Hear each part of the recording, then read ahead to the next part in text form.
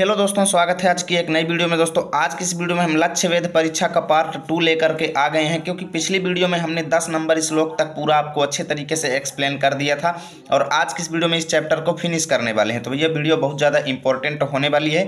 आपको नोट्स में लिख करके बताने वाले हैं प्रत्येक श्लोक का अर्थ आपको बोर्ड एग्जाम में कैसे लिखना है, ठीक है ना। तो वीडियो बहुत ज़्यादा इंपॉर्टेंट होगी। पहले आपको बुक में पढ़ाएंगे, उसके बाद नोट्स में दिखाएंगे। तो चलिए बिना देरी के हुए वीडियो को शुरू करते हैं। तो देखिए, पहले पार्ट को अभी तक आप लोग नहीं देखे हैं तो लिंक डिस्क्रिप्शन में है, जाकर के देख लेना मित्रों। बहुत ज़्यादा इंपॉर्टेंट वो वीडियो है, क्योंकि उसको बिना देखे आप इस चैप्टर के आगे के पार्ट को नहीं समझ पाएंगे, ठीक है ना। तो लिंक डिस्क्रिप्शन में दे दिया हूँ, जाकर के देख लेना। अब यहाँ पर देखो 10 नंबर श्लोक में क्या बताया गया था कि युधिष्ठिर ने उनको कहा था गुरु द्रोणाचार्य से कि मैंने आपको देख रहा हूँ, भाइयों को देख रहा हूँ और गिद्ध पक्षी को बार बार देख रहा हूँ, ठीक है ना। तब गुरु द्रोणाचार्य क्या किए हैं, अब हम 11 नंबर श्लोक में पढ़ेंगे। तो देखिए गुरु द्रोणाचार्य ने क्या कहा। तमुवाच अपसर्पेति द्रोणो अप्रीतमना इव नैतच्छक्यम त्वया वेद्धुम लक्ष्मीत्येव कुश्यन।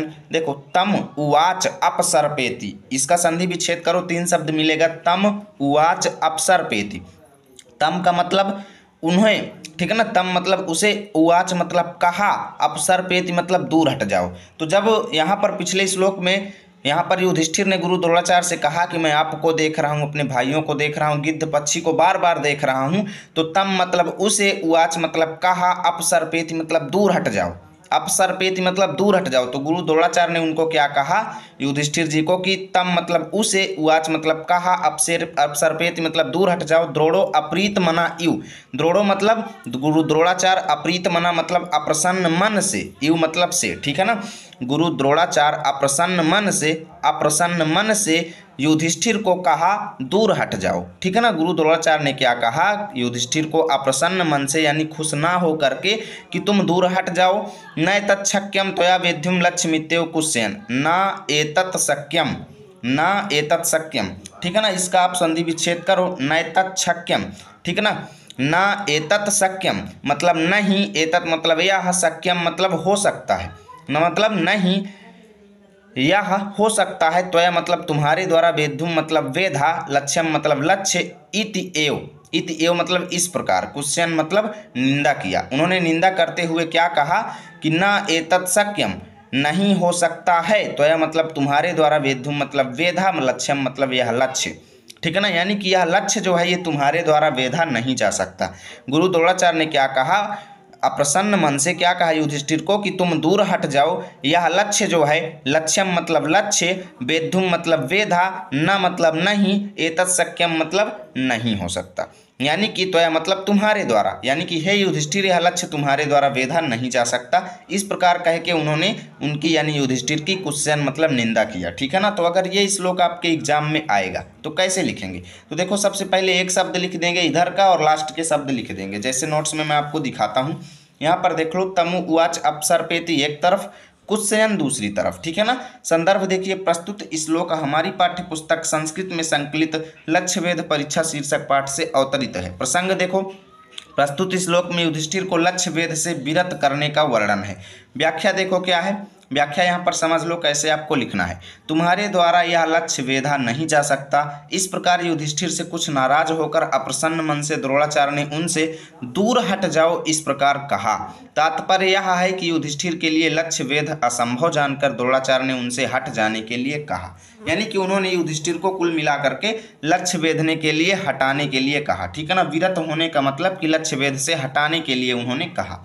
अब देखो यहाँ पर 12वां नंबर श्लोक, ततो दुर्योधनास्धिस्तान् धृतराष्ट्रान् महायशाः तेनैव क्रमयोगेन जिज्ञासु परे पृच्छत। देखो, ततो मतलब इसके बाद, दुर्योधन आदि स्थान मतलब दुर्योधन इत्यादि, ठीक है ना। इसके बाद दुर्योधन इत्यादि, धृतराष्ट्रान् मतलब धृतराष्ट्र, महायशाः, महायशाः मतलब महायशी, ठीक है ना। महान, महायशी मतलब महान लोगों से, ठीक है ना। इसके बाद दुर्योधन इत्यादि धार्तराष्ट्रान महायशाः मतलब धृतराष्ट्र के पुत्रों से, धार्तराष्ट्रान महायशाः मतलब धृतराष्ट्र के पुत्रों। इसके बाद दुर्योधन इत्यादि धृतराष्ट्र के पुत्रों से, तेनैव मतलब उसी प्रकार, क्रम योगेन मतलब उसी क्रम से, जिज्ञासु मतलब गुरु द्रोणाचार्य ने, पर्यपृच्छत मतलब पूछा, ठीक है ना। यानी कि इतना सब होने के बाद गुरु द्रोणाचार्य जी ने दुर्योधन और धृतराष्ट्र के पुत्रों से भी उसी प्रकार क्रमशः पूछा जिस प्रकार उन्होंने युधिष्ठिर जी से पूछा था। ठीक है ना। तो इसको देखो, और क्या पूछा, 12 13 दोनों एक साथ आएंगे। ठीक है ना। इन दोनों का अर्थ हम आपको एक साथ बताएंगे क्योंकि दोनों की मिक्स व्याख्या आपको यहाँ पर मिलेगी। ठीक है ना। इसके बाद दुर्योधन इत्यादि धृतराष्ट्र के महापुरुषों से, धृतराष्ट्र के पुत्रों से उसी क्रम में जिज्ञासु मतलब गुरु द्रोणाचार्य जी ने पृच्छत मतलब पूछा। अन्यांश शिष्यान् भीमादीन राज्ञश्चैवन्य देशजान तथा च सर्वे तत्सर्वं पश्याम इति कुत्सिताः। देखो, अन्यांश मतलब अन्य, और शिष्यान मतलब शिष्यों, यानी अन्य शिष्यों से, भीम जैसे भीम हो गए। ठीक है ना। भीम आदि अन्य शिष्यों से, राज्ञश्चैव अन्य देश जान, राज्ञः चा अन्य देश जान मतलब और अन्य राजाओं से, जो अन्य देश जान मतलब जो दूसरे देश से आए हुए राजा के पुत्र थे। ठीक है ना। यानी अन्य देशों के राजकुमारों से और अनेक शिष्यों जैसे भीम हो गया, अन्य शिष्यों भीम, अन्य देशों के राजकुमारों से भी, तथा च सर्वे तत्सर्वम पश्याम इति कुत्सिता। यानी कि दोस्तों अन्य देशों के राजाओं, भीम इत्यादि अन्य शिष्यों से भी उन्होंने उसी प्रकार पूछा। तो उन्होंने भी क्या कहा कि तथा च सर्वे तत्सर्वम पश्याम इति कुत्सिता। तथा मतलब उसी प्रकार, तथा मतलब उसी प्रकार, च सर्वे मतलब वो सभी, तत्सर्वम मतलब उन सभी चीज़ों को, पश्याम मतलब देख रहे हैं। जब उनसे भी यही चीज़ पूछी गई कि तुम लोग क्या क्या देख रहे हो, तो उन्होंने भी वही बताया जो युधिष्ठिर ने बताया था। यहाँ पर कहने का मतलब ये है कि उन्होंने भी वही बताया जो युधिष्ठिर ने बताया था। जैसे युधिष्ठिर ने कहा था कि हे गुरु, मैं आपको, अपने भाइयों को और इस वृक्ष को भी देख रहा हूँ। ठीक है ना। तो वही चीज़ वो सभी लोग भी बोले, जैसे भीम हो गए, अन्य देशों के आए हुए राजा लोग हो गए, और अन्य शिष्य जो हो गए। तथा मतलब उसी प्रकार, च सर्वे मतलब उसी प्रकार वे सभी लोग भी, तत्सर्वम पश्याम मतलब उन सभी चीज़ों को देख रहे हैं। इति मतलब ऐसा कह करके, कुत्सिता मतलब निंदित हुए, यानी ऐसा कह करके गुरु द्रोणाचार्य जी द्वारा उनकी भी बुराई की गई। ठीक है ना। अब देखो इन दोनों की व्याख्या आप लोग कैसे लिखेंगे। 12 13 का मिक्स मैं आपको बताता हूँ। ठीक है ना। ततो दुर्योधनाधिष्ठान एक तरफ लिखना है, कुत्सिता दूसरी तरफ। संदर्भ देखिए, पूर्वत प्रसंग प्रस्तुत श्लोक द्वय में, यानी यहाँ पर 2 श्लोकों की व्याख्या लिख रहे हैं तो श्लोक द्वय लिखेंगे। ठीक है ना। प्रस्तुत श्लोक द्वय में यह बताया गया है कि गलत उत्तर दिए जाने के कारण दुर्योधन, भीम, अन्य राजादि द्रोणाचार्य द्वारा तिरस्कृत किए गए, या फिर कह लो निंदित किए गए। ठीक है ना। अब व्याख्या कैसे लिखेंगे वो चीज़ आपको दिखाते हैं। देखो, इसके अनंतर मतलब इसके अनंतर जानने के लिए इच्छुक यानी जिज्ञासु महान यशस्वी द्रोणाचार्य ने, इसके अनंतर मतलब इसके बाद। ठीक है ना। जानने की इच्छा रखने वाले महान यशस्वी द्रोणाचार्य ने दुर्योधन आदि उन धृतराष्ट्र के पुत्रों से, अर्थात पहले दुर्योधन से और उसके बाद उसके शेष भाइयों से उसी क्रम से पूछा। इसके बाद उन्होंने भीम आदि अन्य शिष्यों से और अन्य देशों में उत्पन्न राजाओं से भी वैसा ही प्रश्न पूछा। सभी के द्वारा हम वह सब कुछ देख रहे हैं, यही उत्तर देने के कारण गुरु द्रोणाचार्य सभी से नाराज हुए। ठीक है ना। ऐसा आपको इसकी व्याख्या लिख देना है, स्क्रीनशॉट ले लो। अब चलो देखते हैं अगला।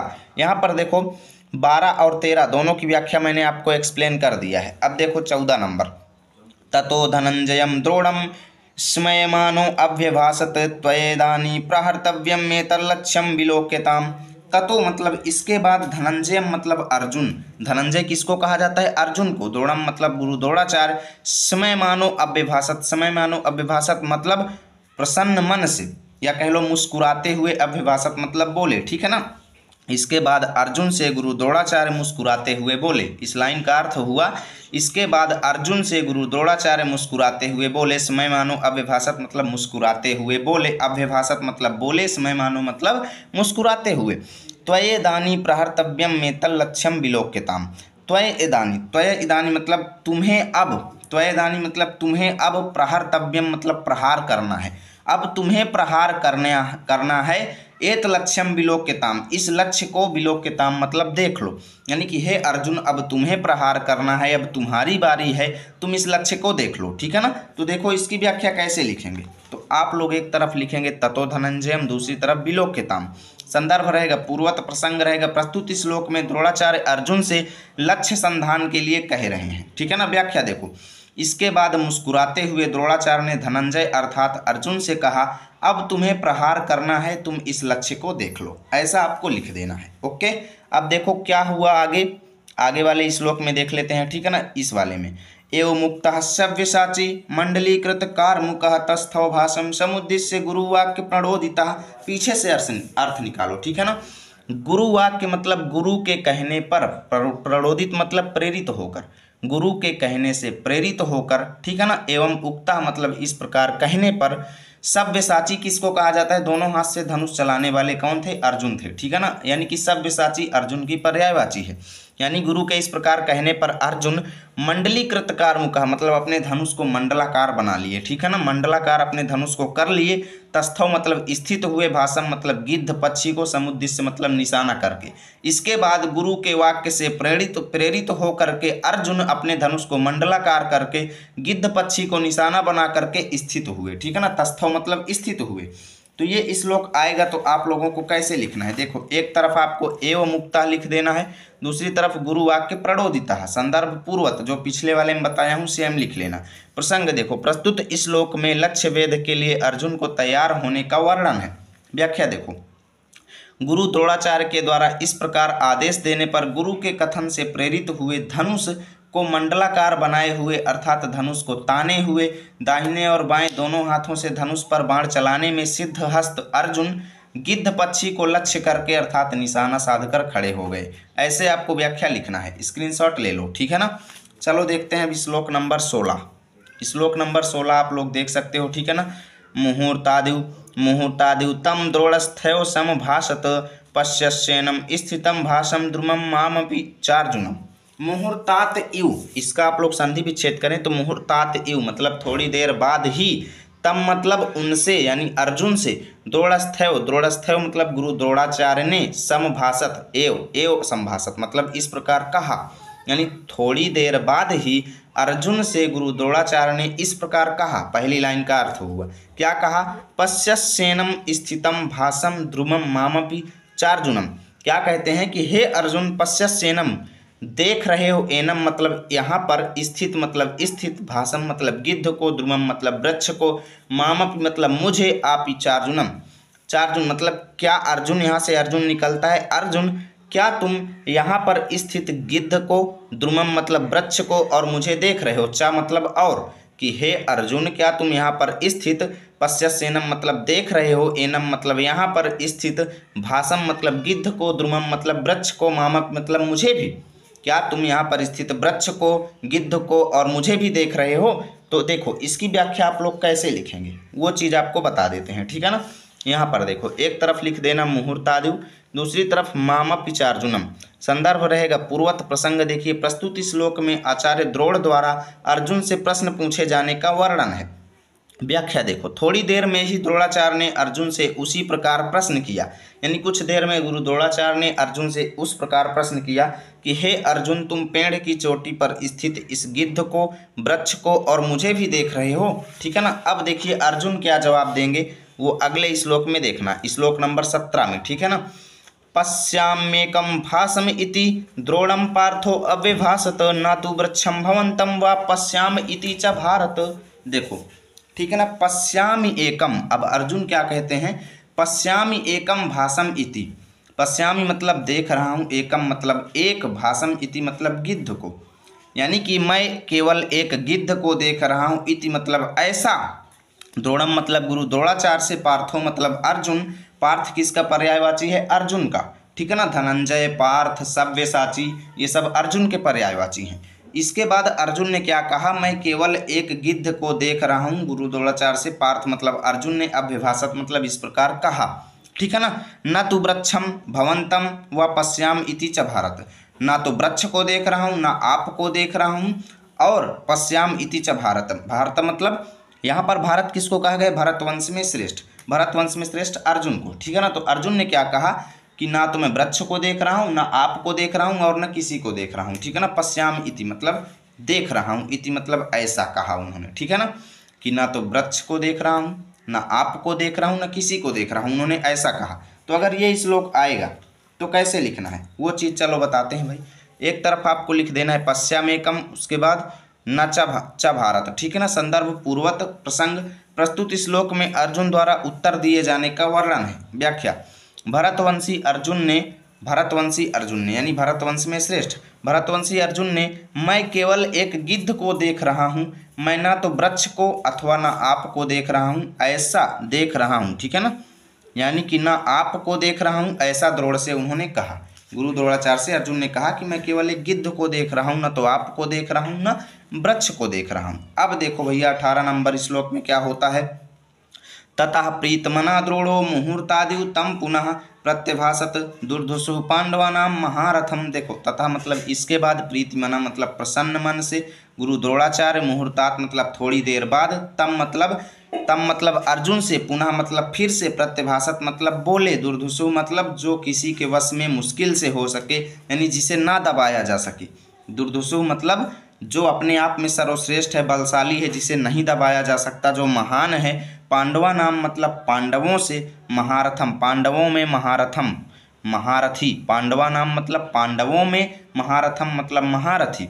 इसके बाद प्रसन्न मन से गुरु द्रोणाचार्य थोड़ी देर बाद, देखो यहाँ पर दुर्धुषु शब्द लिखा हुआ है, तो इससे आपको अर्थ कैसे निकालना है।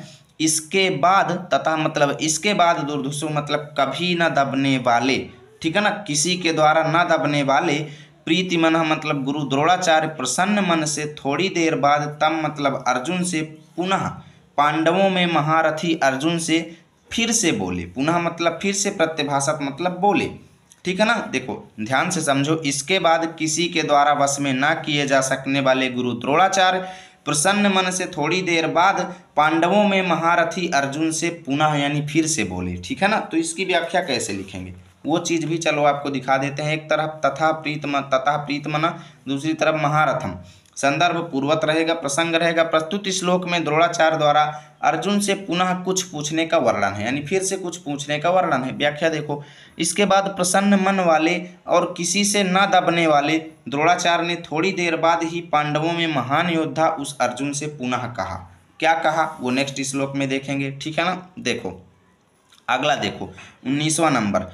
भासम पश्यसि यद्यनम तथा ब्रूहि पुनर्वचः शिरा पश्यामि भासस्य न गात्रमिति सो अब्रवीत। उन्होंने क्या कहा कि हे अर्जुन, भासम पश्यसि, यदि तुम गिद्ध को देख रहे हो, यदि एनम यदि ऐसा है, तथा मतलब तो, ब्रूहि पुनर्वचः तो वही वचन फिर से कहो। यदि तुम गिद्ध को देख रहे हो, यदि ऐसी बात है तो उसी बात को फिर से बोलो। पुनर्वचः मतलब फिर से कहो, ब्रूहि मतलब कहो कि हे अर्जुन, यदि तुम गिद्ध को देख रहे हो तो वही बात को फिर से बोलो। तो अर्जुन क्या कहते हैं, सिरा पश्यामि, सिर देख रहा हूँ, भासस्य मतलब गिद्ध का, यानी गिद्ध का मैं सिर देख रहा हूँ, न गात्रम इति मैं उसके शरीर को नहीं देख रहा हूँ, इति सो अब्रवीत ऐसा अर्जुन ने कहा। अर्जुन ने क्या कहा कि मैं उस गिद्ध के सिर को देख रहा हूँ, ना कि उसके शरीर को। ठीक है ना, इति गात्रम, इति गात्रम मतलब शरीर को, ना मतलब नहीं, कि ना मैं शरीर को देख रहा हूँ और ना उस यहाँ पर बैठे किसी लोग को देख रहा हूँ, मैं केवल उस गिद्ध का, भाषस्य मतलब गिद्ध का, सिरा पश्यामि केवल सिर देख रहा हूँ, इति सो अब्रवीत ऐसा अर्जुन ने कहा। ठीक है ना, तो ये श्लोक आएगा तो कैसे लिखेंगे। देखो आपको एक तरफ लिखना है भाष्यम पश्यसि, दूसरी तरफ सो अब्रवीत। संदर्भ रहेगा पूर्वत, प्रसंग रहेगा। प्रस्तुत श्लोक में आचार्य द्रोण के प्रश्न और अर्जुन के उत्तर देने का वर्णन है। व्याख्या देखो। द्रोणाचार्य ने अर्जुन से कहा कि यदि तुम इस गिद्ध को देख रहे हो तो वैसे ही वचन पुनः कहो। तो मैं गिद्ध के सिर को देख रहा हूँ, शरीर को नहीं, ऐसा अर्जुन ने कहा। यानी कि मैं गिद्ध के सिर को देख रहा हूँ, शरीर को नहीं देख रहा हूँ गुरुजी। ठीक है ना, ऐसा उन्होंने कहा। चलो देखते हैं नेक्स्ट पेज पर। देखो अगला देखो, अर्जुन एव मुक्तस्तु, यानी अर्जुन के इस प्रकार कहने पर द्रोणो मतलब द्रोणाचार्य, हृष्ट तनुरूहा मतलब हर्षित हो गए, अर्थात हृष्ट तनुरूह मतलब रोमांचित शरीर से हो गए, यानी उनका शरीर प्रसन्न हो गया। कुल मिला के ये बात है कि उनका शरीर रोमांचित हो गया अर्जुन के इस प्रकार की बातों को सुनकर। अर्जुन एव मुक्तस्तु, मुक्तस्तु में आप निकलेगा एवं, मतलब अर्जुन एवं उक्तस्तु, यानी अर्जुन के इस प्रकार कहने पर द्रोणाचार्य प्रसन्न हो गए। हष्ट तनुरूह मतलब लिख सकते हो प्रसन्न हो गए या रोमांचित हो गए। ठीक है ना, और मुंचस्व अब्रवीत, मुंचस्व इति अब्रवीत, इसका संधि विच्छेद करोगे तो मुंचस्व इति अब्रवीत। पार्थम सा मुमोच विचार्यन, मुमोचा विचार्यन, मुमोच अविचार्यन। उन्होंने कहा कि मुंचस्व छोड़ दो, मुंचस्व मतलब छोड़ दो, इति मतलब इस, अब्रवीत, अब्रवीत मतलब कहा, यानी क्या कहा कि मुंचस्व मतलब छोड़ दो, ऐसा कहा पार्थम मतलब अर्जुन से, सा मतलब गुरु द्रोणाचार्य ने। गुरु द्रोणाचार्य ने क्या कहा कि बाण छोड़ दो। कहने का मतलब कि अर्जुन, हे अर्जुन अब बाण छोड़ दो। मुमोचा विचार्यन, मुमोच अविचार्यन, और अर्जुन ने मुमोच मतलब छोड़ दिया, अविचार्यन मतलब बिना विचार किए हुए। ठीक है ना। गुरु द्रोणाचार्य के ऐसा कहने पर कि अर्जुन इस बाण को छोड़ दो, तो अर्जुन ने बिना विचार किए हुए बाण को छोड़ दिया। तो अगर ये श्लोक आएगा तो कैसे लिखेंगे, ठीक है ना, वो चीज़ भी बता देते हैं भाई। देखो, अर्जुन एव मुक्तस्तु मुमोचा विचार्यन। संदर्भ रहेगा पूर्वत प्रसंग। प्रस्तुत श्लोक में द्रोणाचार्य की स्वीकृति पर अर्जुन के बाण छोड़े जाने का वर्णन है। व्याख्या देखो, अर्जुन के द्वारा इस प्रकार कहे जाने पर हर्ष से रोमांचित हुए द्रोणाचार्य ने अर्जुन से बाण छोड़ दो ऐसा कहा। अर्जुन ने भी बिना विचार किए ही बाण छोड़ दिया। ठीक है ना, ऐसा आपको लिख देना है। चलो देखते हैं लास्ट। ततस्तस्य नगस्थस्य छुरेण निशिचेन च शिर उत्कृत्य तरसा पातयामास पांडवः हर्षोद्रेकेण तम द्रोणः पर्यस्वजत पांडवम। इसको पहले समझो एक एक शब्द को, ठीक है ना। तो यहाँ पर देखो, ततस्तस्य का मतलब है इसके बाद, ठीक है ना। ततस्तस्य मतलब अर्जुन के बाण छोड़ने के बाद, नगस्थस्य मतलब पेड़ पर स्थित, नगस्थस्य मतलब पेड़ पर स्थित, छुरेण मतलब बाण के द्वारा, निशितेन मतलब धारदार, निशितेन च मतलब धारदार, ठीक है ना।